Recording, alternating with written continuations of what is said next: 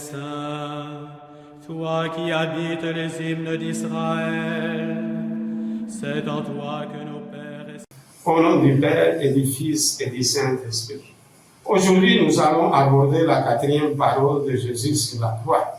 Mon Dieu, pourquoi m'a-t-il abandonné? Eli, Eli, lama sabachthani.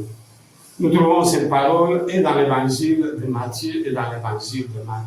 Plus qu'une parole, c'est un cri déchirant.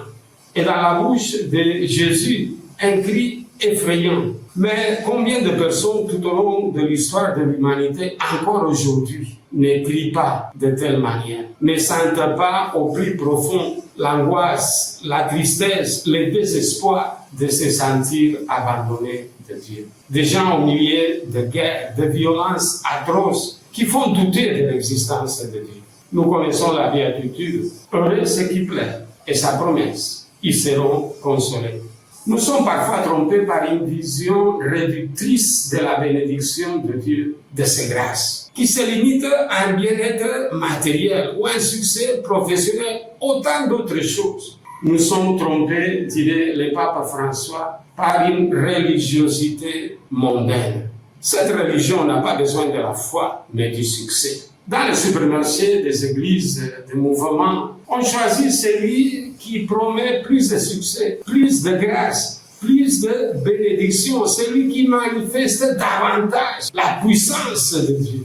Par contre, Jésus crie le sentiment d'être abandonné par le Père dès la foi. Les doutes, les sentiments d'abandon, la nuit obscure sont partis du chemin spirituel et c'est en les traversant que la foi verra une nouvelle lumière, que la foi verra la lumière. Cette 4e parole est tirée du psaume 21. Mon Dieu, pourquoi m'as-tu abandonné? Le salut est loin de moi, des mots que j'ai rugis. Mais à partir du verset 25, ce psaume invite à la louange, car il n'a pas rejeté, il n'a pas réprouvé le malheureux dans sa misère.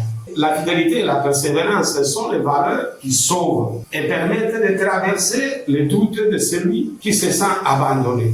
Dans la spiritualité salésienne, nous avons le rêve de la traversée de la pergola de roses. Ce ne sont pas les épines et quelques-unes qu'ils atteignent plus profondément Don Bosco qui l'ont empêché d'arriver au bout. Il nous dira, Don Bosco, avec la charité et les mortifications, vous surmonterez tout et vous parviendrez au but.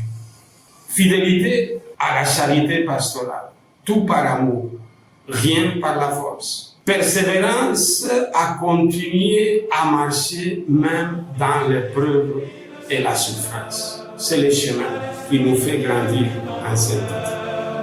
Pour les siècles des siècles. Amen.